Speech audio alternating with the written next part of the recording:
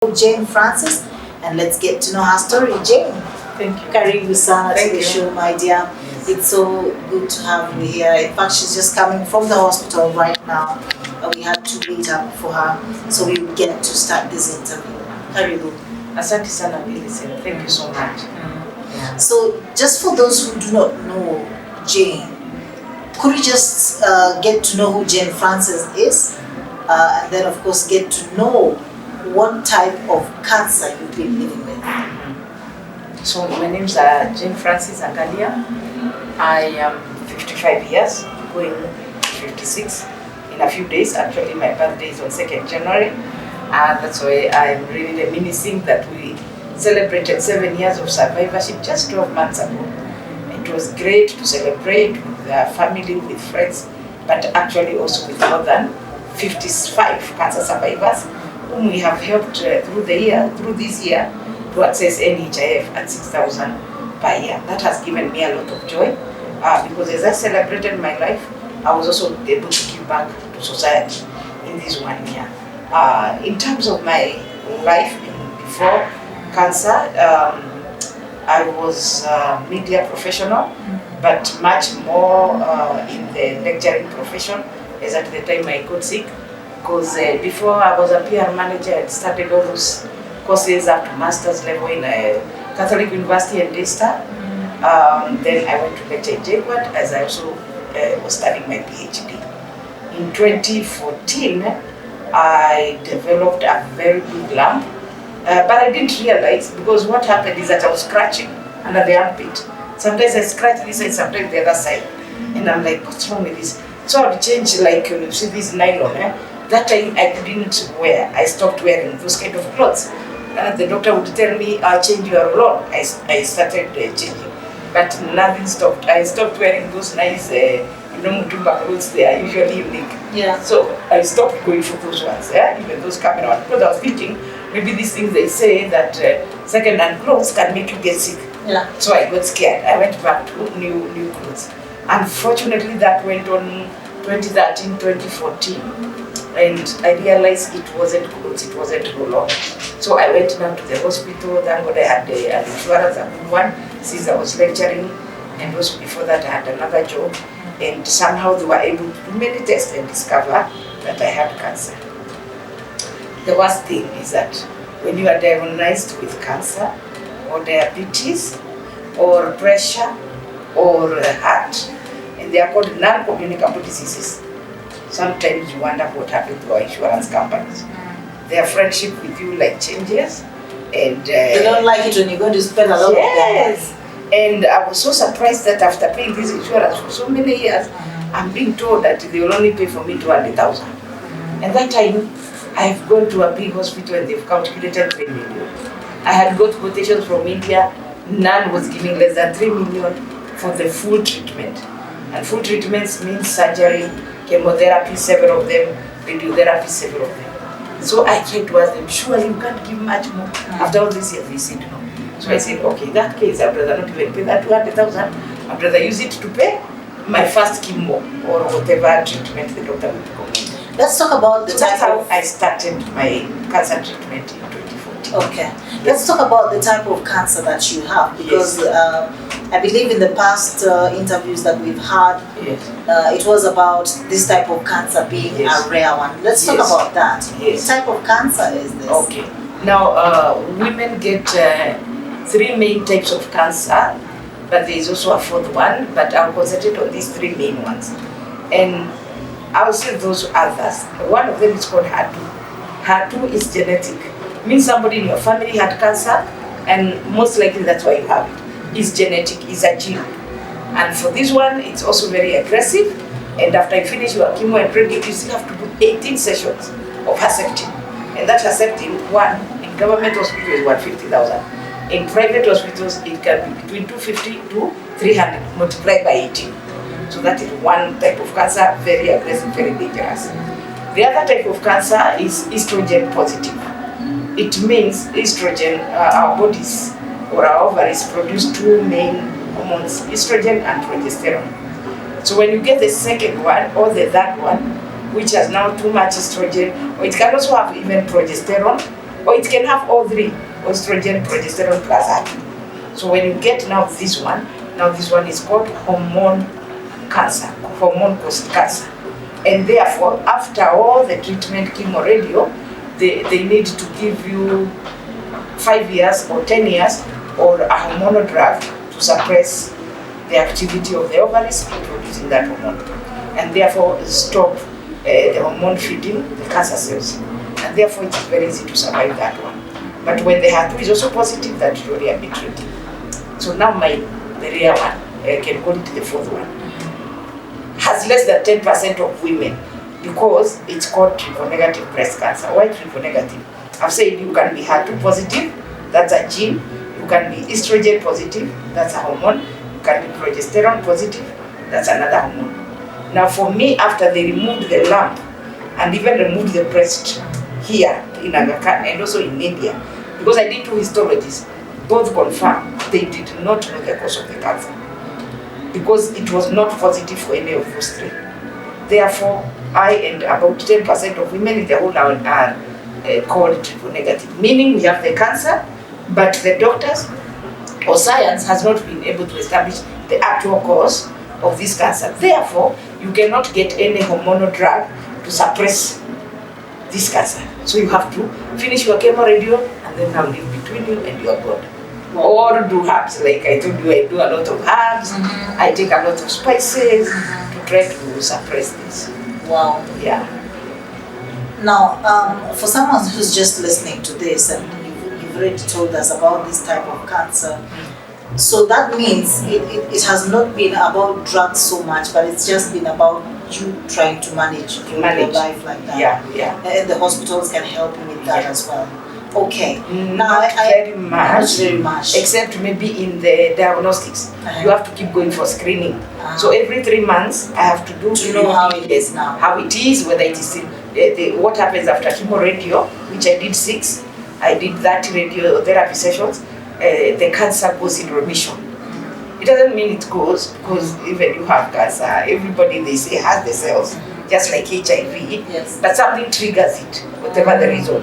Something triggers it. So even mine is in remission. Anything can trigger it. So that's why I have to find ways of managing it. Every 3 months I go for these tests, and also other women, they do the same.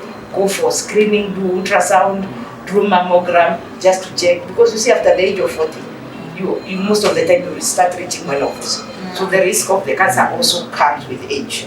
So you have to keep checking and monitoring. In case they see anything, then again I have to repeat the whole cycle. Now you've had so many surgeries. I'd love to talk about that as well. You know, we're just talking to people who perhaps they've just been diagnosed with cancer, they've gone through chemo, and they're just feeling like this is a whole lot of things to be done. And that is why I've always felt like your story, in a way, is also one that, you know, can touch a life someone, you know, so that someone doesn't give up. Let's talk about your surgeries as well. Yes, my surgeries, as I mentioned, the moment you reach the age of 40, it is recommended that you go for screening. And of course, even the young ones need to be screened because they also use a lot of contraceptives. Yes. And I don't know, IUDs, all those things, which we have come to learn from a lot of reading and everything, not just from Dr. Gugu, but also from their own experiences. Some of those things can cause cancer. Yes. So when you reach the age of 40, it must be continuous. Those screening must be continuous. And as I said, I had an insurance. So I used to go and check once in a while. Well, woman package and everything, I do and check. So at the age of 40, I did a test because I had a condition for a long time, since when I was a young girl, called endometriosis. For some reason, the fibroid would grow and grow big. And usually my periods have always been very painful. So at the age of 40 in 2006, it was unmanageable, and again I started bleeding that time. So the doctors had to remove the fibroids laparoscopically so that I stop now the bleeding, because it can lead to other problems, anemia and so forth. Then 3 years later, in 2009, again the fibroids, the same problem recurred. This time also with an ovarian cyst. So this ovarian cyst, now they remove the fibroids plus the left ovarian cyst. So 2014, 5 years down the line, or 4 years, Now again, I got breast cancer. So are they interrelated? I think reproductive cancers are related. So that was now the third one. So you can imagine now that one, 2014 November, they couldn't remove. You see, I said it was big and it was discovered late at stage 3B. Stage 3B and 4 are not much difference. In fact, the doctor was so worried because the breast was swollen and we hadn't realized the tumor was under. It was hidden. But I realized in about a few years, the bra had changed from bra 38 to size 42.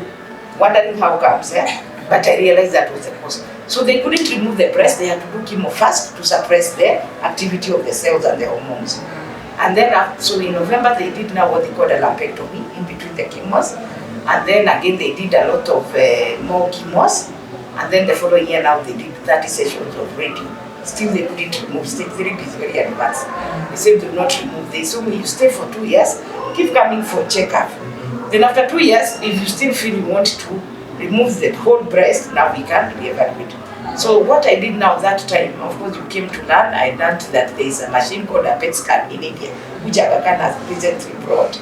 So that time we could only go to India. So the doctor told me, you can go there and check whether the cancer is still in remission or what, and therefore decide, do you want to remove the breast or keep it? Because being stage 3B, it can be tricky. So when I went there, unfortunately, they found there was a lump here, which had not responded to the chemo. And there was another one here, it was being called the 3 o'clock position. And quite near the bone, unfortunately. And then something else they were seeing in the blood called BIRADS, you know, breast imaging something. At the level of 5, 4, you know, they did several tests. So these BIRADS, they measure, it's a breast imaging test, sorry, which measures whether there is a possibility that the cancer cells are active. So that when I saw that, I got scared. I did the genetic test again to be sure that my cancer is not genetic, still there in India. And they showed no, it is not genetic. It is not hormonal and it's not. So the doctor decided there in India, because of the violence, because of the tumors that they had seen and they were quite near the bones, that I should go and prepare. You know, surgery is expensive, usually about 1 million. Because it's about 800,000, but you have to consider the air ticket, accommodation, and then major surgery you can't go alone, you have to travel with a caregiver. So not less than the 1 M. So he said, you go and prepare. That was around December, and then you come back and we shall remove. So we prepared to go in May. Unfortunately, that same year, 2 years after I was diagnosed with cancer, my mother got sick. In 10 days, she was gone. One of the reasons they said was pancreas and liver cancer. And therefore the issue of genetic came again. Yeah? And her mother had cancer of the skin, and her uncle had cancer of the prostate. So is it maybe genetic or what? So I said, now what can I do? My mother went in 10 days to take me to India. So now we have to delay the removal of the breast. She was supposed to have been your caregiver? Yes, she was my caregiver. Okay. Yes, I'm not married, I'm single. Yes. So she was my caregiver. I had actually closed my house and gone home. So even we had to go with her. So I even called them and said, and you know it's just as well, because we could have gone with her and then she gets complication. And then both of us are sick. Anyway, but to cut a long story short, we realized that the cancer is a bit tricky. And so therefore, before the end of that year in August, we went, now one of my sisters came in, and now the whole breast was removed. So that is now the 4th surgery, mastectomy. The first one was lumpectomy. So there's fibroid, and ovary, then lumpectomy, then mastectomy. So it is the left side. So there is the right and left. Now, I started having problems, breathing problems, my heart, you know, started having issues. No, it's the left, and the radios had really taken a toll on me. So I used to go for a cardio test, and it was always a big issue. And then, immediately after that, breast was removed. They also removed, they're called lymph nodes. Because usually when the cancer starts spreading, it goes to the lymph nodes. We have many here.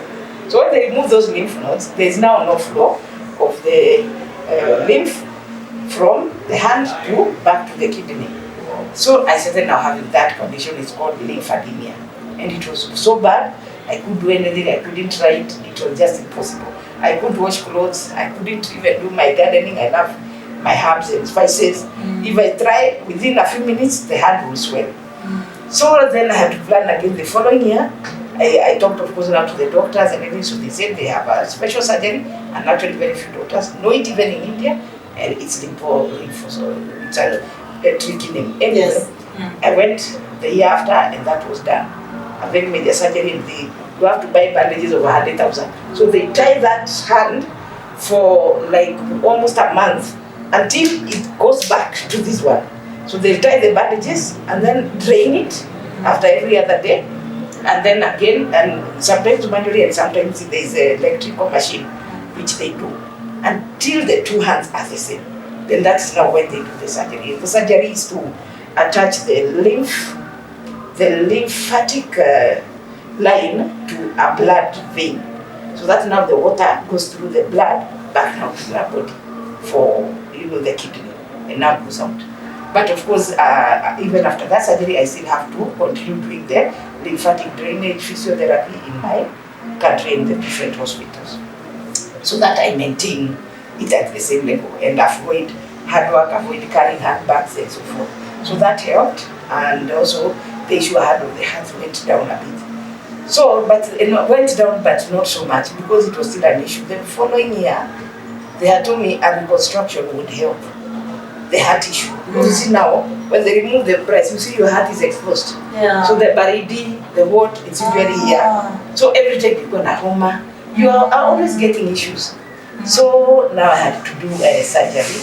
I got a doctor here now, I said I don't need to go to India. Yeah. He seen the reconstruction is an those ones that told me not to risk. Yeah. It can be tricky. But from me, we had some good doctors here and they said it's possible. We actually went to 3 ladies.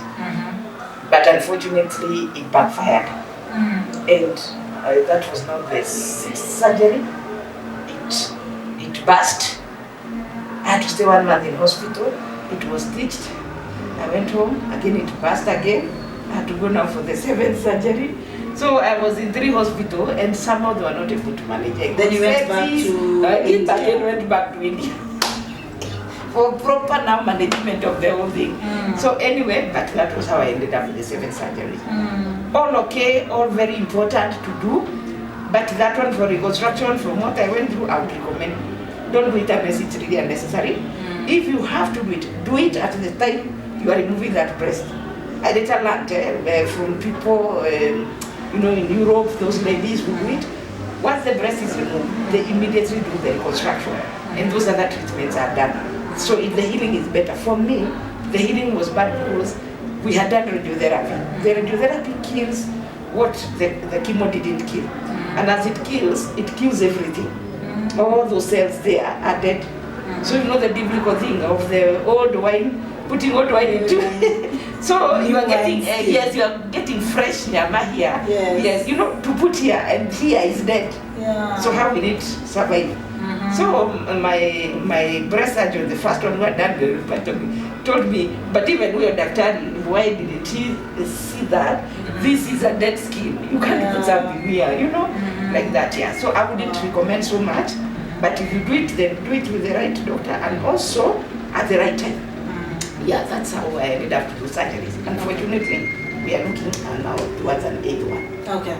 Yes. Now, I'd like us to talk about what happened after you were vaccinated for COVID-19, because this is really, really what really touched my heart. I know that right now this is what is going on in the country, and we have those who have reservations. There's so many theories flying around as well of people not knowing as to whether if you have an underlying condition you need to be vaccinated or not. You obviously had another condition, which was cancer and all this, and then the vaccination came, and from how you described it, then hell broke loose. Tell us about that. That was very interesting because, it was very confusing at the beginning of the year when they tell us people with underlying condition should be the ones to be vaccinated. And I think the elderly, if you remember at the beginning, it was the elderly and then those with underlying conditions and so forth to protect you. Because you see, already have a condition. So if you get corona, so the risk of going worse. Yes. So, but I took time, because I was dealing at the time they were vaccinating everybody else. That time I was dealing with the H. pylori condition, which also took me down. Actually, I didn't know it is a very dangerous bacteria. and it can make you go very fast. Actually, I know like 2 people who have gone from that page, but in just about 10 days. Because what that bacteria does, it eats your wall, and then I think you get sepsis. It eats your colon wall, and then now the food or whatever goes into your bloodstream, and then it's also very painful. So what happens? Your food, the food that you eat, is not digested. So it's either thrown out, up or down, and it is so painful. Anyway, so I was battling that in March to June. So when I finished is when I took the vaccine, because I've been told not to mix, because I was if I only take 84 tablets, and then again still another dose to clear the acidity of the earlier tablets. So when I finished, I now took this vaccine, AstraZeneca, and I'm like, okay, 3 days, no headache, no problem. On the, I think the next weekend, I started getting funny headaches. I started having abdominal pains. I'm like, Sasa, what is happening? And backache, very painful. I was feeling like my back is going to break. I couldn't bend to take anything. So I said, do I go to see the doctor or what? Anyway, I called him. He said, you can. I went. He's an oncologist.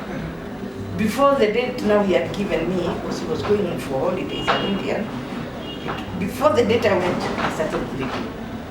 So it's like, what? But I gave very strong chemo. Because what happens when you are 40 and whatever age, when you get cancer, the chemo you're supposed to be given is supposed to throw you to menopause immediately. So that now your ovaries and whatever, your reproductive organs stop the activity. Because if they're active, then yes, the cancer will come back. Because they will continue to feed the cancer. They are fed by the hormones. So he said the chemo we gave you responded so well. Yes. I'm really surprised. And because I'm going on holiday, I will recommend to see a guy. Because now this one is my reproductive. Then before I come back, we'll see how far you've gone with whatever he said. So now I started journeying with a guy. And he wrote ultrasound, mammogram, all those tests that we usually do first to check whether there are issues with the reproductive. Anyway, I did them. And at the end of it all, the guy said, for me, I do not know. Unless now, umerudi msichana, na kama uko na bwana ukue careful, you might get a baby at the age of 55. But I told him, Daktari, no. This is not normal period.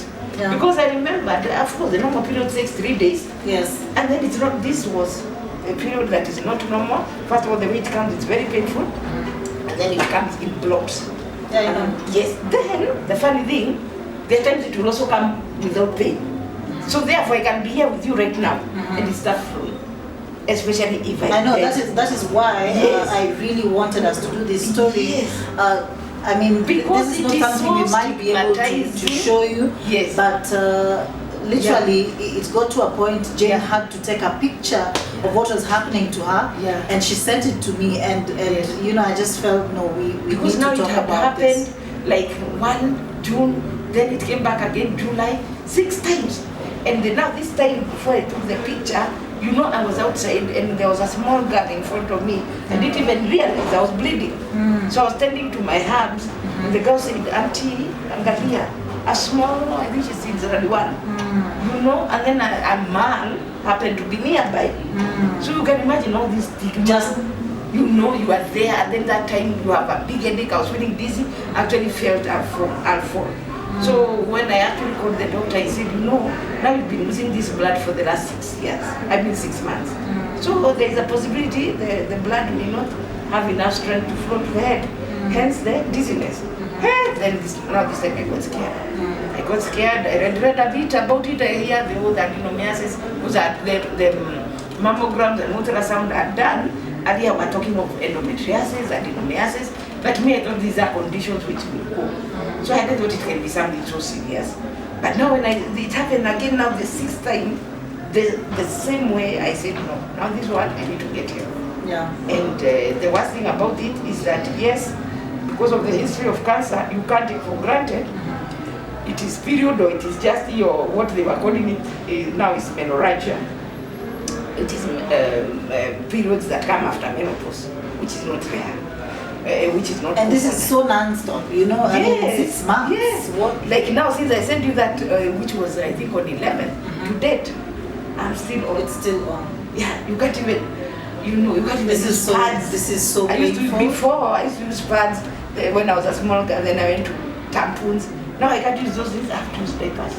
Unfortunately. Yeah. You see, This is real. I mean, Yeah. you know, one wouldn't even lie about this. It is so, and me, I saw it literally in the pictures. Yes. That is why I really wanted you to Yeah. get to listen, to get to see Yes. Jane as she gets to talk about this, because there could be other people out there who perhaps have not talked about this. And again, we need to have these conversations so that, you know, it is talked about. We have people with underlying conditions, probably they're having this vaccine, and if nobody talks about this, then, you know, even the country might not know we are having a problem.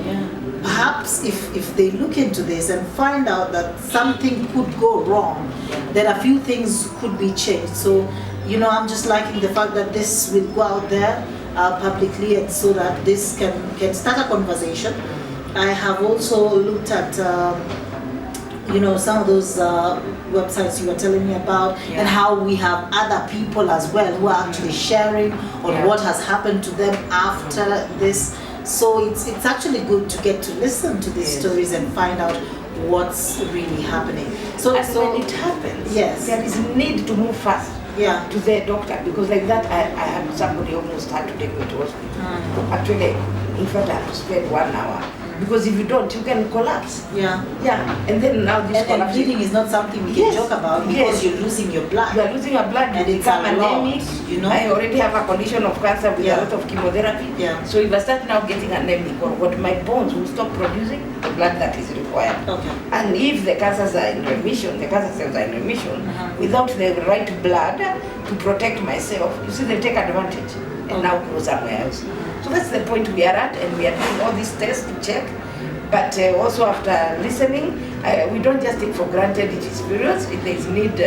That's why I felt, because I'd gone to India several times, and I know there is a very special machine at Apollo called MRI. I felt it was good to check whether what is really going what is going on inside there. Because you tell me endometriosis inside, you tell me adenomyosis outside. Both of them are problematic, and they are causing me to have very bad menorrhagia. And that's why. But whichever way it came after the vaccine, after so the vaccine. it could have, you know, touched on something that triggered this to actually happen. Now, thank you so much for sharing with us your story. This is such a private matter, and you know, just being out here and being able to talk about it, because you know, this is a pain that so many people could be going through. It is good that we get to share, so that this conversation is ongoing, and perhaps, you know, some help can be found. Now, because of this, Jen will actually be traveling to India, so she can get to go through, you know, finding out what is really going on. Like I told you, even when she was coming here, she was just coming from doing some tests. The last 3 days we've been trying to do this interview, and she's been, let me use it, hopping from one hospital to another. She goes to this one, she's sent to this other one, and so, you know, we were just patient to get to have to do this interview, and so she's really out to go to India, so that it can be checked, you know, fully on what is happening. So let's talk about you going to India, what is going to happen there. And of course, she was also asking for financial assistance. You know, you've never really gotten to that point in your life where now you need the money, and that is why I would really love to, you know, she just told you her story. She's gone through so much, 7 surgeries and all this, and her type of cancer is not even the one with, she's got anything to take, you know, she's just been trying everything all over the place. So let's try, you know, together, and just help her out, that she may go for this surgery. Tell us what is going to happen in India, and then of course give us your pay bill, so that, you know, our viewers can also be a part of your medication, so that we can help one very strong cancer survivor. We celebrated her 7 years, and for me, you know, this journey has got to be on. So that we can also give hope to others. That's important. And before I mention about what I'll go to India, when let me say that when I got breast cancer, for some reason, I think even I came to you in your studios, KBC, I've gone to several stations and spoken about it. Yes. I never felt embarrassed or what. Yeah. But this one, I've had to think twice. I think menorrhagia or hemorrhage is really another condition altogether. It comes with a lot of stigma, and especially then again, you don't even know what is the cause or what is happening there. That is the biggest challenge. But I would like to encourage women out there, when you're going through such a condition, don't keep it to yourself. Talk it out. You may not maybe necessarily get this opportunity, but you can talk to your neighbor, you can talk to your sisters, and they'll advise you. Now, what scared me when I told a few people, they said, hey, unajua utatolewa uterus yote, ovaries nini, and you become a man. Now, again, I started getting scared. So I said, what do you mean you become a man? But when they remove the ovaries, which now produce the estrogen produces things that make you a woman, and so forth, keep you young, and so forth. But when they remove that, the ovaries, so that means, according to now this, let me call them mama's tails. Yeah, mama's tails. Yes. So now you develop beards, you'll have a deep voice.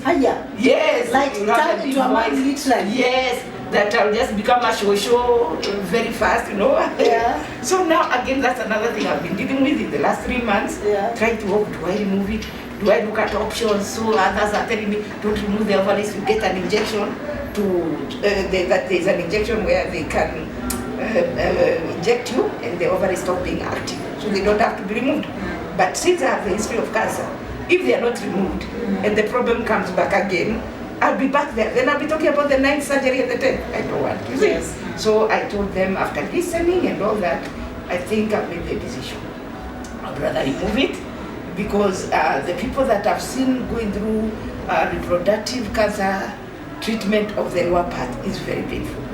Very painful, that's number one, because you need to do so many chemicals, you need to do radiotherapy, and you need to do something else called brachytherapy, which is done inside, and it's so painful, you can't walk and everything. So I said, before I do anything, I need to go to India to understand, is it just normal period? Is it now that whatever has been caused by the AstraZeneca or whatever part of my body that has misbehaved? Could it be the cancer has moved again from the breast to the ovaries or the uterus? You see, now all these things have to be checked. One of my tests showed the ultrasound that I have adenomyosis, which means there are growths that grow outside the uterus. Another one shows endometriosis, which is growths that grow inside. And these growths have made my uterus double the size. So instead of being 1.5, it is 2.59, and it is still growing. So these growths, for how long am I going to sit there? Why? When I was a very young girl, maybe in campus, a lady with a big stomach. So I asked another lady, a friend of mine, that mama, what's wrong? Hey, she has cancer. She has a big tumor in her stomach, and it can't be done surgery. Because as I may be, you see, cancer reaches a point where you can't do surgery. Yeah, when the tumor is so big, they can't remove, because if they cut, it will kill you immediately. So brother, handle it. So instead of me reaching there, ikue growth, atinakaa tu na alafu ikue cancerous. Ama maybe even as we are talking now, I don't know, it could be, God forbid. But I said, let us rule out that the cancer may have moved from here. I do that test, it's called a PET MRI. It's a machine that is superior than the PET scan, which is in Aga Khan, because it is able to detect the cancer cells when they are very small, whether they are in the brain, in the lungs, in whichever part of the body, they will be able to be detected. And then once that is done, depending on what the outcome is, then we'll go to the next level. It's a very expensive machine, it's $1,000 US, it's 120 or something, depending on the donor. But before that, we also need to do other tests, blood tests, cancer markers. There are tests we do to check the cancer in the breast, cancer in the ovaries, and all those tests in total can be well over 200. But they are very important, because before somebody cuts you, they should be able to establish how you are and be very sure. And be very sure. So then also that can advise them, now do we do chemo, do we do radio, what do we do, what's in the I'd love you to have that, because you know, just like I've said, the last 3 days you've been in and out of hospitals, going here for this test and that. I think it would be really good if you just go and do one test that will find, you know, and you'll even help us back in Kenya to get to establish really what's going on.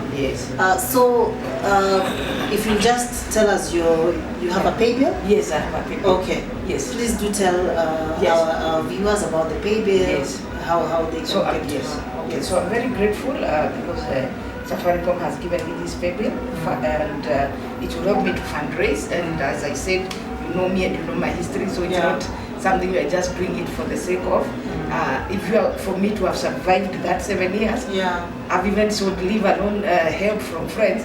I've had to sell all my clothes, the few that I have bought. So because you know, even friends help you, then you always have to add, especially at the beginning. It's very expensive.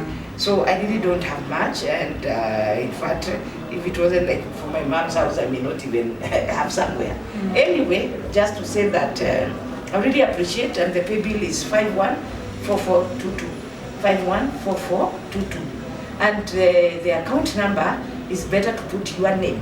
So if you have Millicent, put Millicent. If Jane Francis, you put Jane Francis, because the account number of the bank is too low. Okay. But once you put your name, already once you use that pay bill in Safaricom, it's in my bank already. So there's no worries or security issues. Wow. Yeah. Then for those who may have the same challenges, or may prefer even to use my Safaricom number, it is 0722 369 389. 0722 369 389. But what I like to say is that I like to journey with patients who have cancer. You know, there are many people who keep quiet. They are told they have it and they keep quiet. One, they don't have money, and they think if I sell my cow or my plot, what will happen to my children? Don't think about that. Think about your health first. God who gave the children will take care of everything. I would like you to talk about. Yes. I'd like you to talk about insurance. Yes. Because just going by your journey, it looks like without insurance it would have been a very tough thing. And I also remember the last time we talked, I was not able to be a part of that journey, but there was something you were telling me about NHIF and how you can pay ahead for cancer patients. Could you just talk about that so that we can also get to know about it? That's what I'm saying. Once you have the cancer, it can be very tricky if you didn't pay your NHIF in advance. Actually, the government is encouraging us to be part of this NHIF and the universal health cover, which is one of the pillars of the president. Now that universal health cover, once you pay this 6,000, every month 500 for the Juakali person, the Wajikos. For us now, we are supposed to pay 500. For those who are employed, they pay 1,700. The government or the employer takes 1,700. Now we have our issue as cancer patient is discrepancy.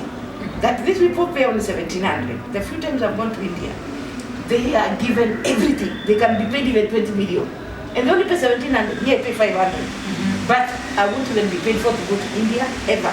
I've never been paid for. I've gone. Not even the PET scan, which was not even. So that would feel there's a discrepancy, because you'd rather even me tell me to pay 1,700 or 2,000 2,000 per month, which would be 24,000 per year, and access the same services here or India or wherever else. So, but what happens is that only the government officers seem to benefit from NHIF, because those of us who pay 6,000, when you are not sick, it's okay, because you can go for Homa, for small things. But those one, even I think it is very small, outpatient.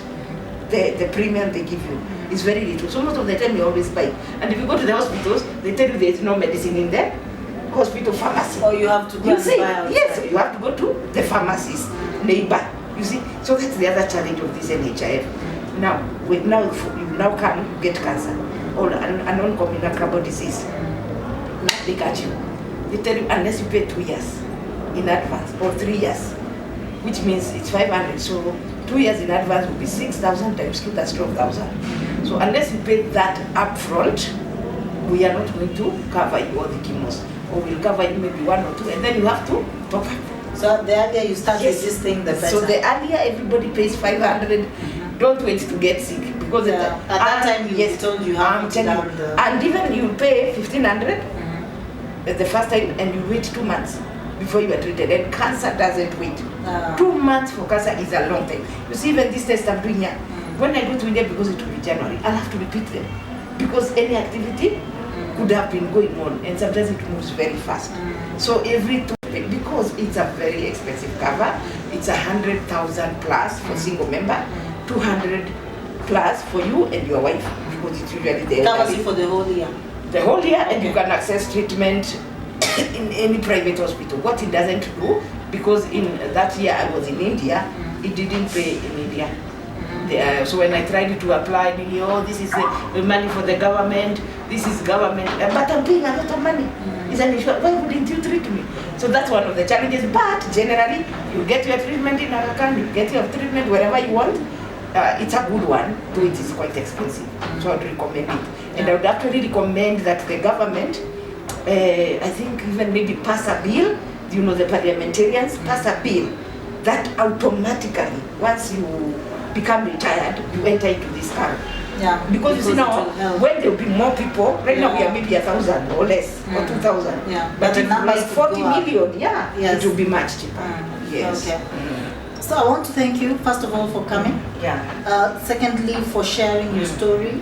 This has gotten deep, like you said, when you first met, it was more about cancer, but what is happening to you right now is even deeper, But you've been able to share, and I'm just so happy about that. And you've been strong, You've been through so much, and yet all the time. I remember that there's a time you were talking about every Friday you guys had a group, where you guys talk, meetings and all that, and Jen is really in them. So she's out there encouraging others who are also walking this journey, and I'm so touched by her heart, and that is why I wanted her to be here today, so that we can also touch her heart, the same way. So I'm going to ask Eric, who is my cameraman, to be able to just roll out, to roll out her number, the pay bill. We'll be able to roll it down there for you. Plus, of course, the account, she said you just put your name, and then that will be okay. We'll also give you her number that you can always call, and then of course she'll help you where she can, and also you help her where you can. Let's make it a Christmas gift for her before she goes to India in January. What your last one?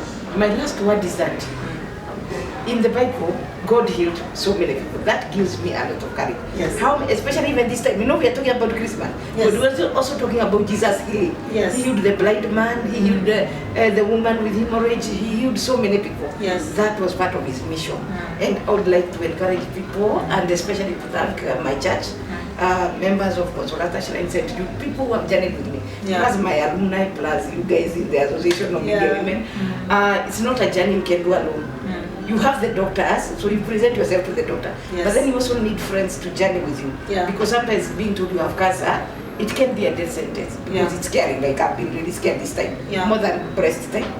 So, but it is not a death sentence, and as you can see, I've survived 7 years. You can survive, and people, I hear Mrs. Matiba survived over 40 years. And Beth Mogo, these are people that we know, and that it's not private, it's out there in the open. So there's people who have helped us, even Mrs. Nyongo has been also very supportive to us as cancer patients.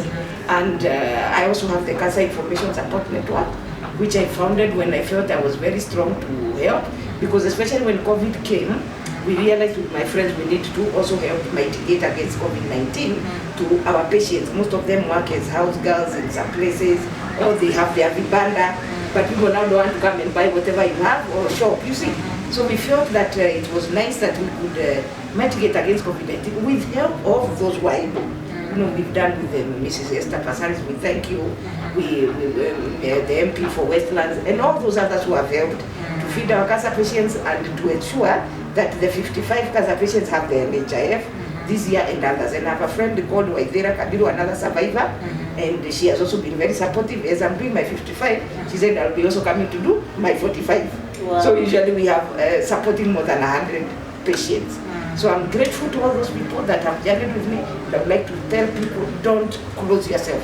Once you have it, go out, feel free to open up and share with others. And for the government, ensure we have enough diagnostics, ensure that they are in all the county offices, because many people are suffering, they don't know, they know the last minute.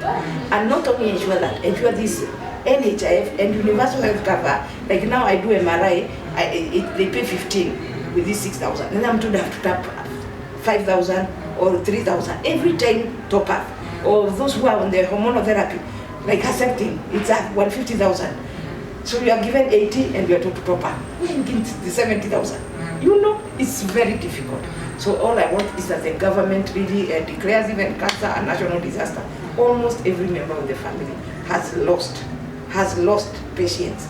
And this government initiative of the Nyumba Kumi can help. Actually, what we've done as Cancer Information Support Network is try to put patients, 10 to 12 people in their area. So we have Kangemi, we have Vika Road, we have Dandora, we have Central. You see, that way they are few, so they can join with each other. And once in a while we can meet as a larger group, you know, when we have like parties and so forth. But this journey closely together helps a lot. So the government may need to find some ways of really journeying with cancer patients and also people with non-communicable diseases. But I like to talk about cancer because for me, I know it's a nightmare. And for many people, they feel it's a desert and it isn't. You can survive, but you have to be positive and you have to go out and share there, go to Jesus Christ. The woman went and touched the clock. Yeah. She didn't even need to say anything, but Jesus knew. Somebody touched him. So just touch Jesus and touch. Even people like you have got touched. Jesus may be working in you, but the Jesus that, I don't know, you see. But if you keep quiet with it, then you start dying alone. And let's keep having this conversation, even as journalists, you know, so that we're not just doing this when there is a cancer day coming or something. Yes, let's keep this we must have met in October. Yes, of course, So that we have this kind of conversation going on, you know, whenever there are people who have supported you, let's have them here. Let's interview them. Yes. Let's talk about what's going on there. Let people know where they can find help. You know, those who are even need to screen or something, they need some sort of help. Let them always get to know just where they can go to. Asante sana. Thank you so much. Thank you, Millicent. And I wish you well. Asante sana. I'm sure when you come back from India, we'll be having you here again. Yes, and we'll be having good news. Thank you. Asante sana. My name is Millicent Aroka. Thank you so much for tuning in to Aroka Media. This is Impact, where we get to have interviews that impact on your life. And of course, remember to like, share, and subscribe to this channel so that we can get to bring you more stories like this one. We'll also have our number running there, so you can also share with us your story. You want to also support what we do, we'll have my number down there. And of course, you can support us. Thank you so much.